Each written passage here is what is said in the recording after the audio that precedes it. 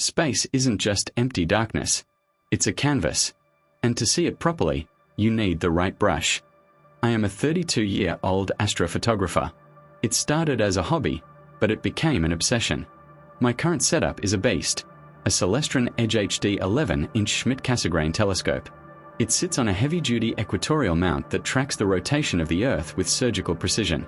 Attached to the back is a cooled ZWO astronomy camera and a filter wheel. All in, the rig weighs about 70 pounds and costs roughly $6,500. It takes hours to set up. I have to level the tripod, balance the tube, and polar align it to within an arcsecond of the North Star. Last Saturday was perfect. New moon, clear skies, low humidity. I had the rig set up on my concrete patio in the backyard. I was targeting the Andromeda Galaxy. I had just finished the calibration frames and went inside to grab a jacket and a coffee while the camera started its 4-hour exposure sequence. I live next door to Susan and her 8-year-old son, Tyler. Tyler is curious, which is fine, but Susan believes the world is her playground. She lets Tyler wander into neighbors' yards because it takes a village. I was in the kitchen pouring coffee when I glanced out the window. My backyard is fenced, but the gate latch is finicky. I saw a shadow moving near the telescope. My heart jumped. I dropped the spoon and ran to the back door. Tyler was there. He had let himself in. He was standing right next to the mount. The telescope was slewing, moving, automatically to track the stars. To a kid, it probably looked like a robot coming alive. Tyler. I yelled through the screen door. Don't touch it. He jumped. He looked at me, then looked back at the telescope. He saw the heavy counterweights, 2 15-pound steel discs on a metal shaft, swinging low. I want to see the aliens, he shouted back. He grabbed the counterweight shaft with both hands and pulled. He tried to swing on it like a monkey bar. The mount is designed to hold weight, but not an 80-pound kid yanking it sideways. The center of gravity shifted instantly. It happened in agonizing slow motion. The heavy tripod leg on the far side lifted off the concrete. The entire assembly, the optical tube, the camera, the mount, began to tip. No! I screamed, tearing the door open. Tyler let go and scrambled back, realizing he had made a mistake. The telescope fell. It didn't just fall, it crashed. The 11-inch optical tube, made of aluminum and fragile glass mirrors, slammed lens first onto the patio concrete. Crunch! It was the sound of a corrector plate shattering, a thick, precision-ground piece of glass turning into dust. Then the camera assembly hit. Crack! The rig bounced once, then settled into a heap of twisted metal and broken dreams. I froze on the porch step. The silence of the night returned, broken only by the hum of the mount motors still trying to track stars that were no longer there. Tyler stood over the wreckage. It broke, he said. You walked over it. I looked at the front of the telescope. The glass plate was gone. The secondary mirror inside had snapped off and smashed into the primary mirror at the back. My rig. My Andromeda project. My $6,500 investment. Gone. I looked at Tyler. I looked at the gate where Susan was just now walking in, holding a glass of wine. Tyler, she called out. Did you find the aliens? She saw me. She saw the telescope on the ground. Oh, she said, sounding mildly annoyed. Did you knock over his toy? I knelt in the shards of glass. The corrector plate, the precision-ground glass lens at the front of the telescope, was pulverized. It looked like rock salt scattered on the concrete. I shined my phone flashlight down the tube. It was worse than I thought. The secondary mirror holder had snapped loose and acted like a wrecking ball inside the tube, smashing into the primary mirror at the bottom. The primary mirror, a huge, curved piece of glass that gathers the light, had a spiderweb crack running right through the center. I looked at the back of the rig. The ZWO camera, my $1,000 cooled Astro camera, had taken the brunt of the impact. The USB port was sheared off. The housing was cracked open, exposing the sensor to the night air. It's dead, I whispered. The whole optical train is dead. Stop being so dramatic, Susan said, sipping her wine as she leaned against the gate. Tyler, come here, honey. Did the mean man scare you? Tyler ran to his mom. I just wanted to see Mars, he whined. See? Susan smiled, petting his hair. He's curious. He's exploring science. You should be flattered that he takes an interest in your little hobby. We need more kids in STEM, you know. I stood up. I was shaking. My hobby. Susan, he trespassed into my yard and destroyed professional scientific equipment. This isn't a toy. This is a precision instrument. Oh, please, Susan rolled her eyes. It's a telescope. It looks at stars. How precise does it need to be? It tracks the rotation of the Earth.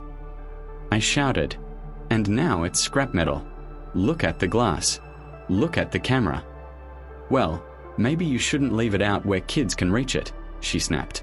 Honestly, having that big ugly tube in the yard is an eyesore anyway. The HOA should probably know about it. The HOA doesn't regulate backyard telescopes, I said through gritted teeth. And that ugly tube cost $6,500. Susan froze. She looked at the heap of metal. Then she laughed. $6,000. She shook her head, smiling like I was a child telling a tall tale. Okay, now I know you're lying. I bought Tyler a telescope for Christmas last year. It was $40 at Target. It looks exactly the same. That was a toy, I said. This is an 11-inch Schmidt Cassegrain, and you are going to pay for it. I am not paying $6,000 for a broken toy, she shrieked. You are trying to scam a single mother. You should be ashamed of yourself. She grabbed Tyler's hand. Come on, Tyler. We are leaving. Your neighbor is greedy. She started to walk away, then stopped and turned back with a look of mock sympathy. You know, she said, gesturing to the wreckage, if you want to look at birds or whatever, just buy a pair of binoculars. They are way cheaper, and they don't break when they fall over. Plus, they are easier to carry. You're welcome for the advice. She stepped over a piece of my shattered corrector plate and walked out of the yard. If you leave, I called out, I'm calling the police. Call them, she yelled back. Tell them a little boy touched your telescope. They'll laugh at you. She slammed her back door. I stood alone in the dark. The only light came from the LED on my mount, blinking red to indicate a motor stall error. Binoculars. She told me to buy binoculars. I pulled out my phone. I took a picture of the smashed lens. I took a picture of the camera. She thought the police would laugh. She thought science was an excuse for destruction. I wasn't going to buy binoculars. I was going to buy the best lawyer in the county. I didn't argue with her through the fence. I let the legal system do the talking. The next day, I hauled the wreckage to High Point Scientific, the nearest high-end telescope dealer. It was a 2-hour drive, but I needed an expert. When I carried the dented tube in, the owner, Dave, looked like he was about to cry. An Edge HD 11? He asked, touching the shattered corrector plate. What happened? Did it fall off a truck? Neighbor's kid used the counterweight bar as a swing, I said. Dave winced. He ran a full assessment. The optical tube assembly is a total loss. You can't replace just the corrector plate. It's matched to the mirrors at the factory. The camera is smashed. The mount gears are stripped from the impact torque. He printed out a formal quote. Celestron Edge HD 11 OTA, $3,999. CGXL Equatorial Mount Repair or Replacement, $1,800. ZW ASI 2600 camera, $1,499. Labor and calibration, $200. Total replacement cost, $7,498. Prices had gone up since I bought it. The invoice. I sent Susan a certified letter. I included the quote from Dave, the photos of the damage, and a printout of the trespassing statutes. She called me the second she got it. $7,000. She screamed. Are you insane? You can buy a car for that. It's a metal tube with glass in it. You are trying to rob me. It's scientific equipment, Susan, I said calmly. You broke it. You bought it. I'm not paying, she shrieked. I'll tell the HOA you're harassing me. Go ahead, I said. I'm filing in civil court on Monday. The court case. He sued. Since the amount was over the small claims limit in my state, I had to hire a lawyer, but I added his fees to the suit. Susan represented herself. She brought the $40 Target telescope into the courtroom as Exhibit A. Your Honor, she said, slamming the plastic toy on the table. This is what a telescope costs. My neighbor is a scammer. He probably broke his own machine and wants me to upgrade him. My lawyer handed the judge the appraisal from High Point Scientific. He handed him the specifications of the Edge HD11. He handed him the photos of the destroyed optics. The judge said, looking at the plastic toy and then at the photos of my rig. This is a toy. The plaintiff's property is a scientific instrument capable of photographing deep space.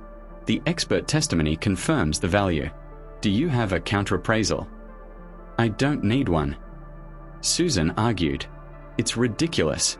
Nobody pays that much to look at stars. People do, the judge said. And when you destroy their property, you reimburse them. The verdict. Judgment for the plaintiff in the amount of $7,498 plus legal fees. Susan turned the color of ash. I can't. That's my savings. Then you should have taught your son not to swing on heavy machinery, the judge said. The aftermath. She didn't pay voluntarily. I had to place a lien on her house. When she tried to refinance a year later to pay for a renovation, she couldn't close until she paid me off, with interest. I bought a new rig. A bigger one. I also installed a 6-foot privacy fence with a locking gate and a security camera pointed directly at my setup. Susan doesn't wave anymore. She glares. But last week, I was in the backyard, and I saw Tyler running toward the fence. Tyler! Susan screamed from a porch, panic in her voice. Get away from there. Don't touch anything. I smiled. She learned. It was an expensive lesson, but she learned. And that night, I captured the clearest image of the Andromeda Galaxy I have ever taken. It was worth every penny.